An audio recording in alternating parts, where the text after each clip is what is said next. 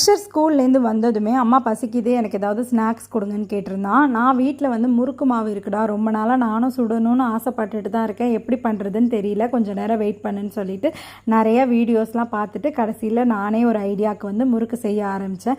But நான் expect பண்ணவே இல்லை இவ்வளோ நல்லா வரும்னு. முறுக்கு மாவு வந்து அரைச்சி கொடுத்துருந்தாங்க அம்மா, அதில் வந்து நீ சுட்டுக்கோமா அப்படின்னு சொல்லிட்டு. சரி, அவங்க வந்தப்பெல்லாம் வந்து எங்களுக்கு டைமே இல்லை முறுக்கு சுடுறதுக்கு. நானே வந்து சரி எப்படியாவது ட்ரை பண்ணுவோம் அப்படின்னு சொல்லிட்டு 2 சுண்டு அளவுக்கு முறுக்கு மாவு எடுத்திருந்தேன்.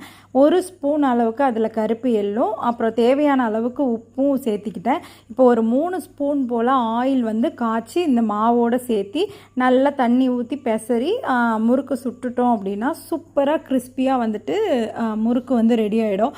சீரியஸாக முறுக்கு சுட்டதுக்கப்புறம் எனக்கே ஆச்சரியமாக இருந்துச்சு. ஏன்னா வந்துட்டு நானாக செஞ்சேன் அப்படிங்கிற மாதிரி தான் இருந்தது.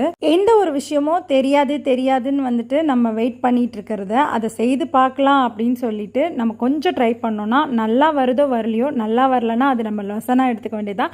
நல்லா வந்துச்சுன்னா அடுத்த தடவை அதே மாதிரி நம்ம ரெசிபி ஃபாலோ பண்ணிக்க வேண்டியது தான். ஆக்சுவலாக நேற்று நான் ஒரு லாங் வீடியோ போஸ்ட் பண்ணியிருந்தேன். அதில் வந்துட்டு ப்ரௌனி ரெசிபி, குபூஸ் ரெசிபி, அப்புறம் வந்துட்டு சிக்கன் கிரேவி ரெசிபி, அது கூட வந்துட்டு ஃப்ரைடு சிக்கன் ரெசிபி, இது எல்லாமே வந்து ஷூட் பண்ணியிருந்தேன். ஒரே நாள் வந்து டின்னர் என் பசங்களுக்காக நான் செஞ்சுருந்தேன் அப்படின்னு சொல்லிட்டு.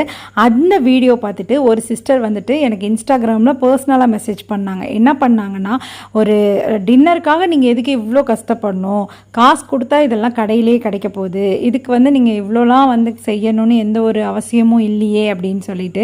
ஆக்சுவலாக பார்த்தீங்கன்னா காசு கொடுத்தா எந்த ஒரு விஷயமும் கடையில் கிடைச்சிரும் தான், இல்லைன்னு சொல்லலை. பட் எனக்கு செய்ய தெரியும். நான் செஞ்சு கொடுக்கும்போது எனக்கு ஒரு சாட்டிஸ்ஃபைடு, என் பிள்ளைங்களுக்கு ஓரளவுக்கு நல்லபடியாக நம்ம செஞ்சு கொடுத்துட்ருக்கோம் அப்படின்னு சொல்லிட்டு. கண்ணு பார்க்காத ஒரு இடத்துல செய்கிறத நம்ம நம்பிக்கையாக நம்ம பிள்ளைங்களுக்கு வாங்கி கொடுக்கும்போது நம்மளே செஞ்சு கொடுக்குறத நான் ஆரோக்கியமாக நினைக்கிறேன். அதுக்காக கடையிலலாம் வாங்க மாட்டீங்களா, சாப்பிட மாட்டீங்களான்னு கேட்டாக்கா கண்டிப்பாக கிடையாது. ஹோட்டல்லையும் வாங்குவோம், நாங்கள் சாப்பிடுவோம். இருந்தாலுமே நான் செஞ்சு கொடுக்கும்போது என் பிள்ளைங்க அம்மா இதெல்லாம் உங்களுக்கு செய்ய தெரியுமா அப்படின்னு சொல்லிட்டு ஆச்சரியமாக கேட்டாங்க இல்லையா. ஸோ அதோட ஹாப்பினஸ் வந்து காசு கொடுத்து வாங்கி கொடுக்குறதுல கிடைக்காதுன்னு நான் நினைக்கிறேன். அந்த வீடியோவோட லிங்க்கை நான் கீழே கொடுத்துருக்கேன். இன்னொரு மினி விளாக்ல பார்க்கலாமா? அஸ்ஸலாமு அலைக்கும்.